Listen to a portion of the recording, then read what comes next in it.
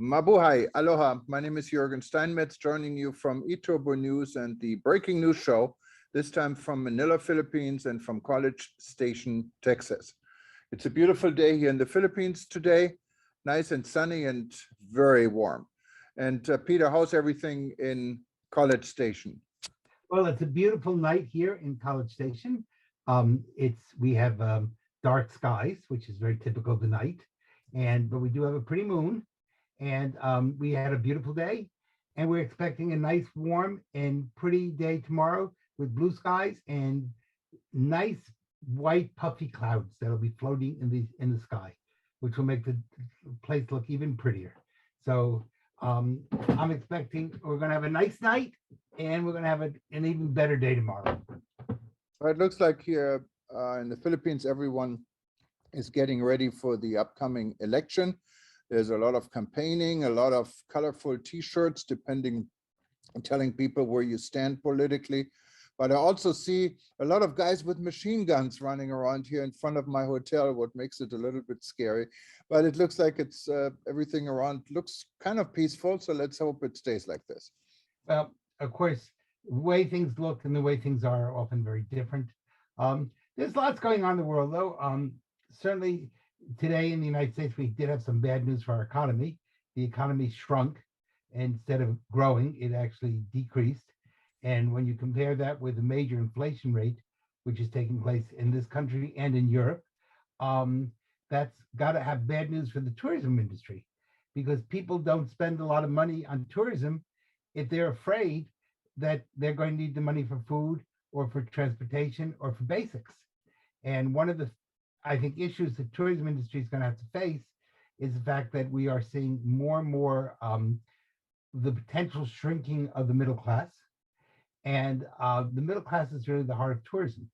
So if the cost of, especially of diesel fuel, continues to rise, you're going to see people really needing to spend a lot more money on their basic food and air conditioning in the summer or in the winter. Of course, we saw also in Europe and Germany now back down because the Russians decided to cut off oil to Poland and to Bulgaria, two countries which don't have major pipelines.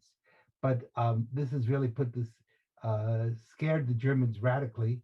And the Germans are really afraid that if the Russians cut off oil to them, this could cause a major summer crisis all across Europe as far as vacations, travel. And of course, people are they need energy. Without energy, you're stuck. You can't move anyplace. So these are going to be real challenges. This could be really the summer of discontent. And this could be a very difficult summer. Hopefully not, but there's the potential for it to be. And don't forget, Peter, I just saw a report just minutes ago in the National Geographic about expecting that marine life, as we know today, will pretty much be completely extinct in 2300.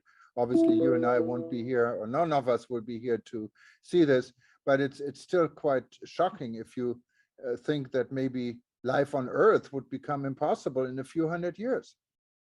Yeah, I don't know if that report, how its total accuracy. That's based on what's called a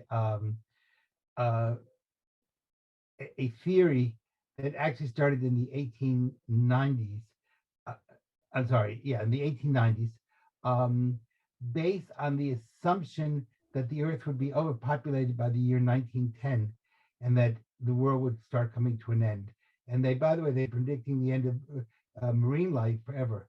So one, I think whenever you see those reports, you have to take them with a little bit of a grain of salt.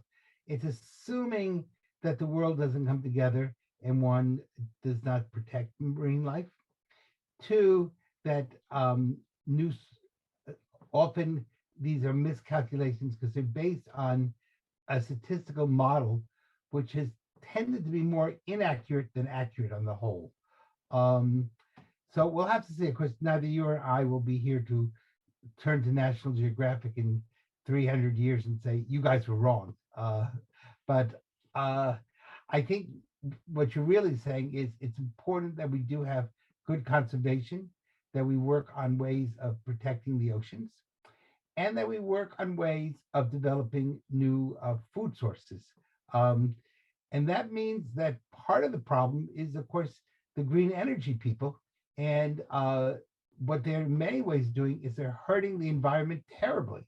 And there's a difference between environmentalism and climate change people. The environmentalists and the climate change people don't always agree with each other. And that's something that has to be thought through. There's a lot of confusion about that. The people in climate change really are running a religion. They're not running science. The ecology people are running science. So there's two different sides, but we have seen Malthusian impact, was what it's called in the 19th century, that the earth would not be able to sustain life about 1910. Obviously, it is past 2010, and we are still here. So there were some errors in that analysis. Yeah, and of course, no one can predict the future, but something is up, and I think we all need to be aware of all these things happening. And I found it quite refreshing yesterday when I saw a Russian cosmonaut shaking hands up with an American astronaut. Because after all, people are friends. We don't need wars. We don't need these type of conflicts. We don't need enemies. And like our common friend Alain Sangange always said when he was Minister of Tourism from the Seychelles, and he was asked, how come the Seychelles don't have visas for anyone, no matter where you're from? You can be from North Korea or from China or from the US, Whatever. can enter the country without a visa. And I said, well, we're friends with everyone, enemies with none. And that's the ideal thing. And of course, only a small island republic can really do it, but Yes. it's a good start. Yes. Well, the problem is that unfortunately there is human selfishness. People have been disagreeing ever since Cain and Abel. And, Cain got jealous of Abel and he killed him. So, and Earth was not overpopulated then. There were only 4 people on the Earth, and they still couldn't get along. But I think the real issue is, can we begin to think through methodologies that allow for growth, but at the same time allow for ecological protecting of the planet? And that means not doing things that are stupid, doing things that are wise, smart, and are phased in a way that you don't create social unrest and social disasters. And that takes a lot of courage and a lot of thinking.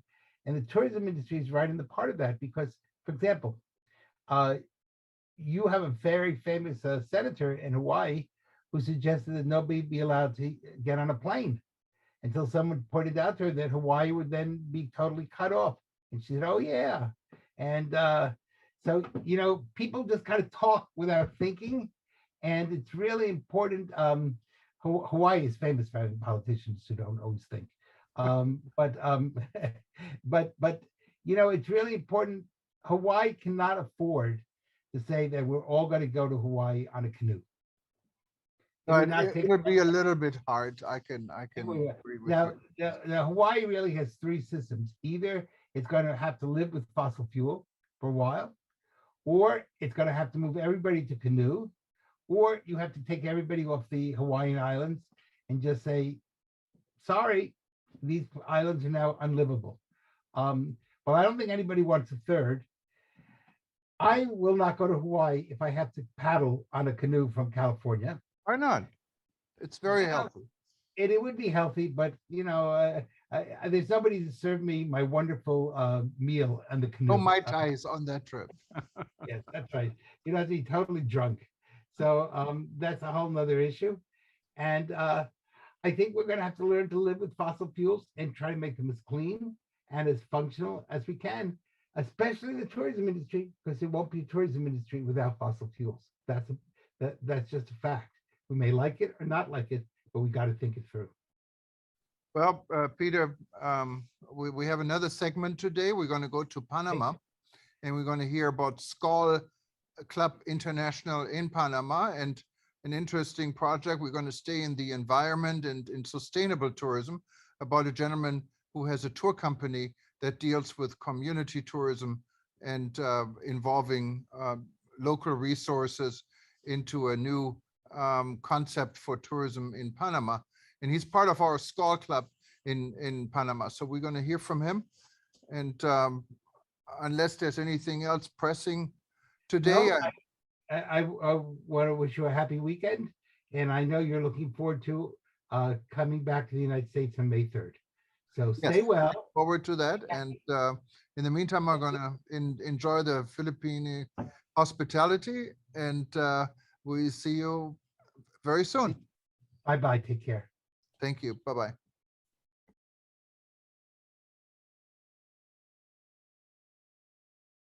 Hello and good afternoon. Today, we have a very special guest from Panama, Mr. Roberto Baca. And Roberto is involved in an organization. I'm also involved. It's called International. And of course, most of you that are in the travel and tourism industry know SCOL. And we're going to do a lot more about SCOL in the next, this year, because we want everyone to know how great of an organization SCOL is and how timely it is. It's because it's about doing business among friends. SCOL has been around for how many years now, Roberto? Is it not 86 years, actually, yeah, 1934. Yeah. 86 years, and it started in France and in Sweden, I believe. That's correct. With a group of people coming together, traveling and having a good time, and it now expanded in clubs. It's kind of, if you look at a Rotary Club, it's kind of a similar concept, and it's global, and especially now in the times of crisis and conflicts. SCOL is playing a very important role to keep the peace part of the travel and tourism industry together. So we're very happy to have Roberto with us. He's actually joining us from Panama. And most of you probably know where Panama is. It's in Central America. It's actually very accessible for those that live in the United States, and also in Europe. You have TACA Airline, I believe it's Copa Airlines. Copa Airlines, but it's part of the Star Alliance, and it's a really amazing place to visit. I had the privilege of visiting Panama one time. A lot of culture, a lot of history. Everyone knows the Panama Canal. But Roberto, tell us a little bit more about SCOL, Panama, and what you're doing.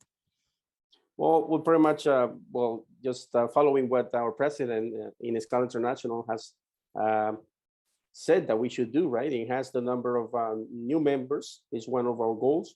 And we've been able to actually enhance from 39 we used to have to 47. That's 25% of the new members we have in our membership. And also, well, yes, we are pretty much restructuring our ways of governance in such a way that we have been able to make some promotional changes dealing with social networks. And in fact, we're so proud to be part of the public relations, media, and communications committee with you as well, and Arnetta Cardenas, which is our director for that particular matter. And what can I say? We're pretty much happy, and today that is our happy World SCOL League Day. Well, what can I say? We're just pretty much enthusiastic about the things we can do, not just for Panama, but for all over the world, with all 317 clubs and 12,500 members in 102 countries. It's called, yeah, it's an amazing organization, and it's very international and global. SCOL is doing a lot of good things. It's relevant these times, especially when we go through all of this. But tell us a little bit more. I understand you're involved in sustainable tourism projects. Yes, we're working with sustainable tourism issues in 4 regions in which we divide the country here in Panama: the Occidental region, the Central region, the Canal region, and the Oriental region, which is pretty much close to Colombia, and that's in the Darien province. And that's a particular, pretty much famous region of the country because it has gotten 562,000 hectares in a national park. So that's actually called the lung of Central America, because the national park that is the biggest one in Central America as well. So we got a lot of things to actually do here in Panama, not just the canal, But the canal, the Panama Canal is actually our main tourism attraction. So we're actually trying to make efforts for people to come to Panama, not just to the canal, but to other parts of the country as well, as you already been to the canal yourself. Yeah, and I know that your Minister of Tourism, who is, I think comes from the hospitality industry, young guy, was in New York just last week. One of our reporters, Dr. Eleanor Garley, attended the event in New York about Panama, and he was talking a lot about community tourism. What is it about community tourism and Panama? In these 4 regions, you can find some of some communities. In fact, ethnical groups. We have 7 of them in Panama, so you can visit some of them that have some kind of an offer being developed, or that have been already been developed. So the idea is to visit these communities while you're staying in a Marriott hotel, to be able to move to these communities as well, and be able to sense their product, their sustainable tourism products that they have sometimes. So the effort right now is actually to try and use what exists, not to make new products, but to try to visit the hotels we have all over these 4 regions, and to be able to move to these communities as well, and do some activities with them as well. So that's pretty much the idea of moving around Panama, and not just the canal region, which is pretty much what used to be visited before as well. So if you have the hotels in the canal area, you're able to move to any of the other regions in which they are, which we have some other hotels as well. That's the main idea. Now, when you move to the other region, I know there was some, at least on our editor was quite surprised. They say you can take public transportation, and others say public transportation is really not advisable from the security standpoint, but also from the infrastructure. That means community tourism is about public transportation, or how does this work? I mean, you could use public transportation. It's not that insecure as well, but if you have the money to actually rent a car, you can use a car to move yourself from one place to another, or in other ways, you can use also a tour operator or a travel agency that can move you around and show you these communities as well. So it's not necessary to actually take public transportation, but if you have to use it, we have really good public transportation with air conditioning units, and also specialized tourism services, transportations that can take the tourists from one place to another. Sure. Now, how you say use in sustainable tourism, you want community tourism. How is the community benefiting from these activities? They actually get to have some income, which from an economical point of view is really important, but also they conserve nature, and as well they are showing us their culture, and that gives them a value of the nature that they have, so that they can take care of that, and also take care of their own culture as well, and not experience these transculturational issues that can actually change the way of living and being as well. So it's pretty much about that. And when we talk about sustainability, it's actually being able to manage sustainability in these communities in such a way that we can have people actually looking out towards conservation of the nature, and also conservation of the culture as well. So that's pretty much what the idea is about. Also, transformation in terms of sustainability also includes carbon neutral actions as well. So if you travel, you can actually do certain activities that can actually try to erase the carbon dioxide that you might do during your traveling. I mean, for instance, if you have certain activities which include reforesting areas or forests, well, that could actually help. And that's the kind of thing that not just in Panama, but also Costa Rica and other countries surrounding Panama are doing as well. Interesting. And I think, but going back to the community tourism and sustainability, the income locals are getting, what type of income? Are we talking about selling souvenirs, selling food, or what would it be? Yeah, all of that. Selling food, gastronomic products, also souvenirs, handcrafts, sure. And also, well, you have all these activities that people can do related with culture, dances, with ethnic groups. One of the 7 that we have in Panama, depending on the region, and also mobilize yourself through beautiful sceneries. I mean, in protected areas that we have. We have 126 protected areas in Panama, and 9 of them are capable of receiving tourists and have such a structure that can receive tourists as well. Wonderful. Well, this is some interesting information. Maybe we should do a little bit more. Maybe also invite your minister and some of the stakeholders from Panama at a future event. We can just talk about Panama alone. Maybe there looks like there's plenty of discussions we could have. I know Panama is getting now more active of becoming also a source destination. In the past, it's your airline did not cooperate that well and didn't allow really stopovers for reasonable rates. And I think this is changing, isn't it? Yeah, we're trying to change that. I guess there's a lot more that the private sector has to do with developing tourism here in Panama. So that's the main effort that we're trying to make with the SCOL as well.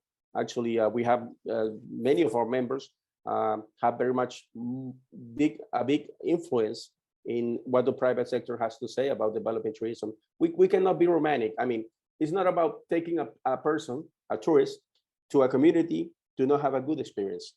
If you're not capable of taking a tourist to a community and he's not going or she's not going to have a good experience, don't take them there. Please don't take them there, because tourism is all about the experience. You want to have a good experience. You don't want to go to a community by being romantic and saying we're going to make some money for them and everything, but they're not ready to receive tourists. So that's the point here in Panama. We're trying to actually, with SCOL, to let the tourism ministry to actually the way they should do things, and try to take advantage of what we have in each region that is capable of being visited right now, and what we have to work on to actually make things better for those destinations that have to be or need to be improved. Well, very interesting, and Roberto, thank you so much for joining us today, and hopefully we can hear a lot more, and all the best to you and our friends at SCOL. Well, as we say here in SCOL, together we are stronger as one. That's what we're doing all over the world. Thank you very much, Jürgen. Thank you. And you speak Spanish there, right? Is that the native the language in Panama? Yeah, we speak Spanish in Panama, but we also have a lot of influence from the States. That's why some of us speak English as well.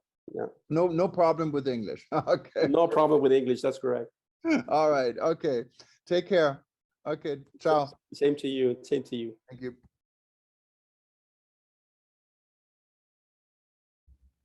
From SCOL, Panama, we're now going to Canada. And I forgot to mention, anyone who wanted to know a little bit more about SCOL, you can find SCOL on the website. Just go to scol.org. It's spelled SKAL.org.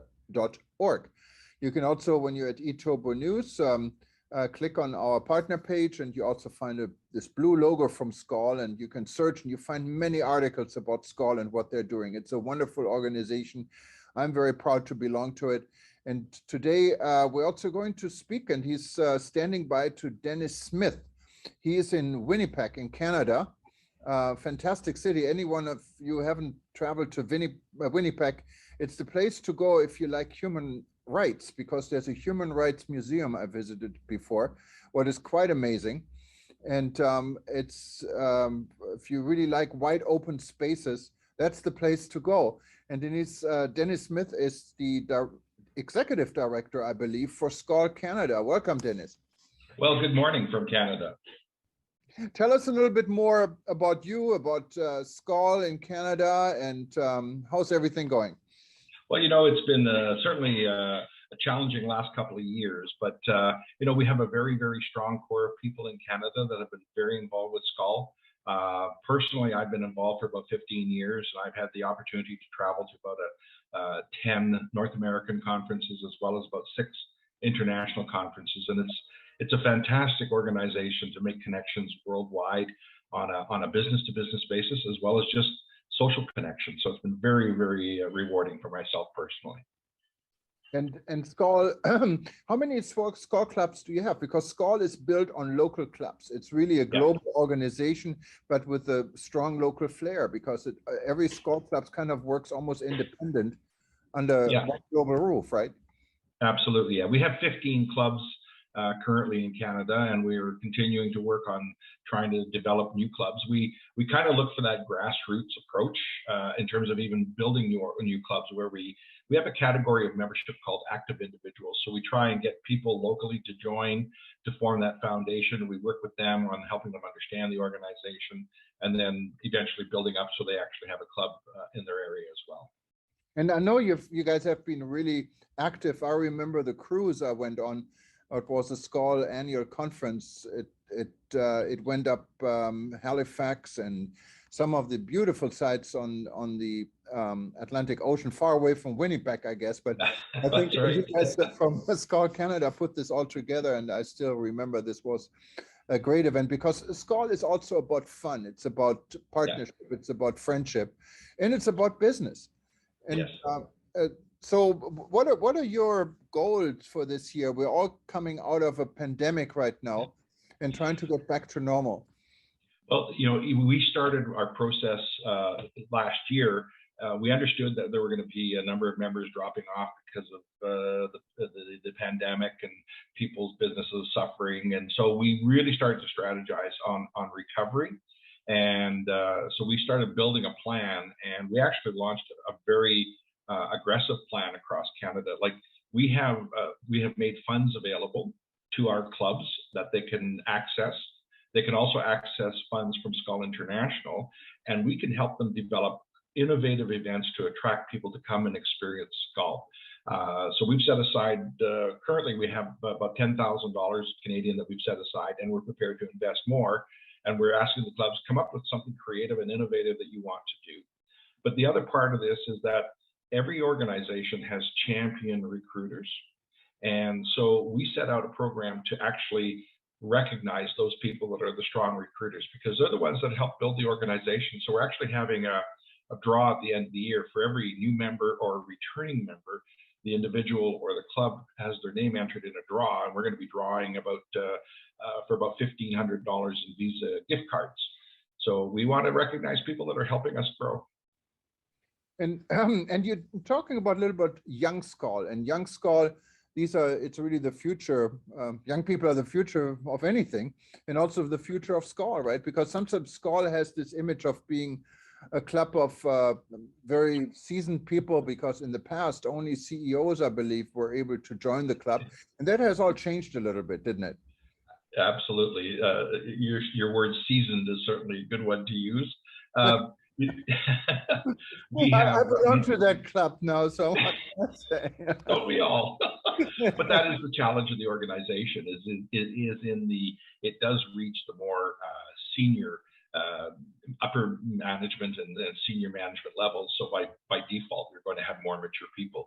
But we have younger people that are buying into their family businesses or taking over new positions. And Young Skull starts at the college or university level, and it also extends into a category of Young Skull professionals, so that you have young people that are just coming into the business, into junior to intermediate level management positions that can become integrated. And that has been very successful with some of the clubs in Canada that have used that tool. So, you know, there's different ways of people getting connected, whether it's as an active individual member or as a Young Skull person. So yeah, it's a good resource. And a lot of clubs work very, very closely with their local colleges and universities that have travel and tourism programs to help educate them on what the organization's about.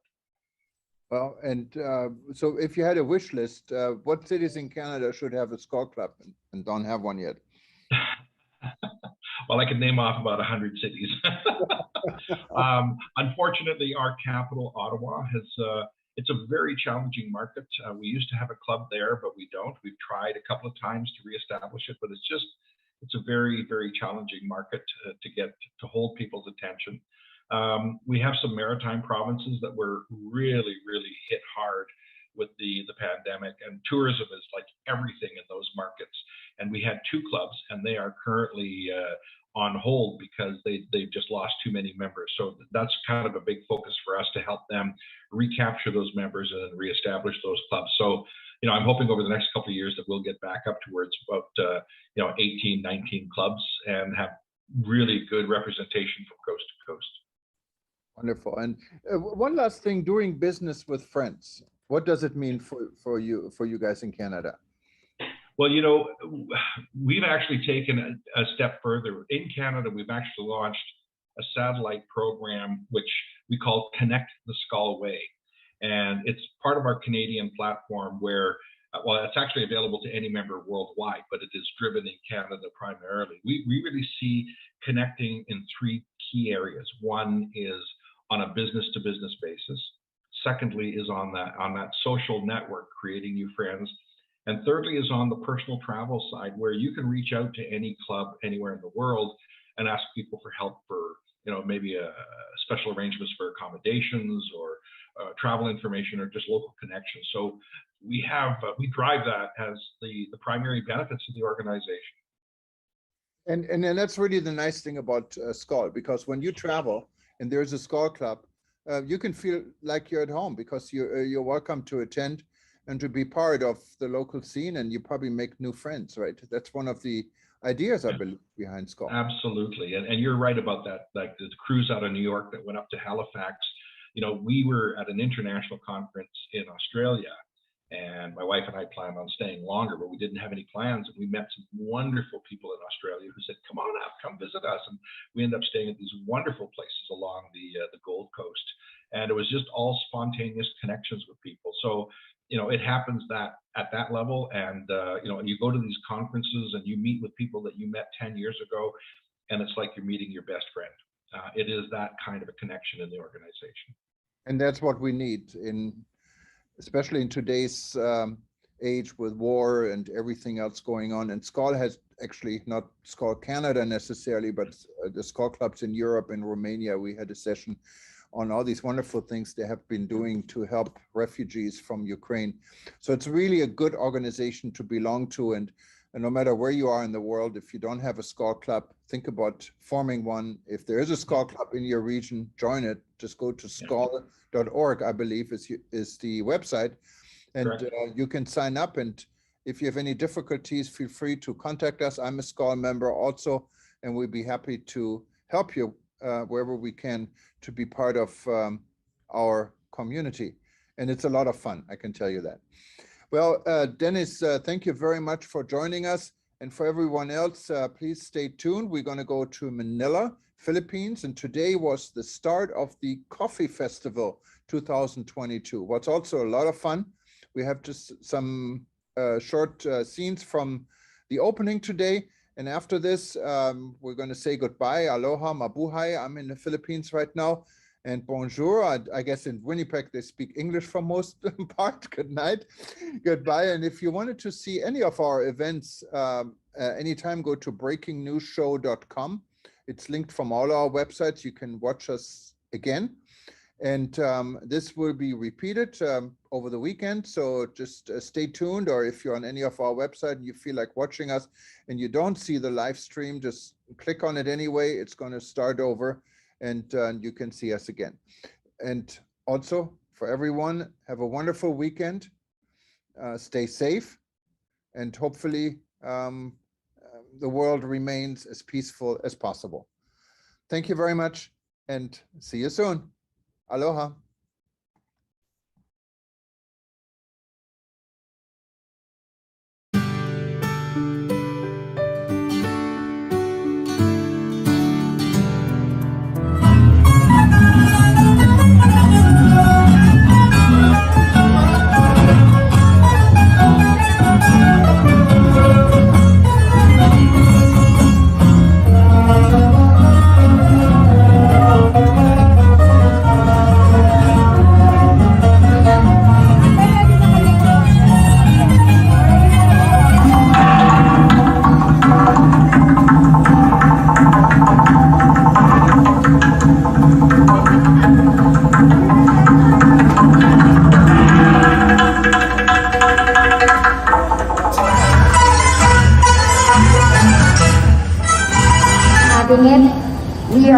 alert level 1, cases continually become low, and more importantly, hospitals are not full.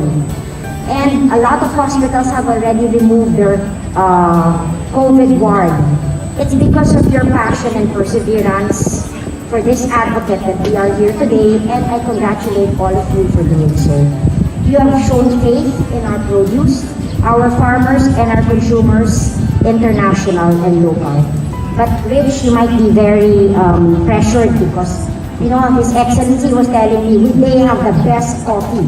So maybe we can compare, but I'm sure that we can find ways on which we can promote each of our coffee beans. May this festival continue to harvest that faith in the coming years. Thank you very much. Stay safe, and please get your boosters if you haven't get your boosters yet.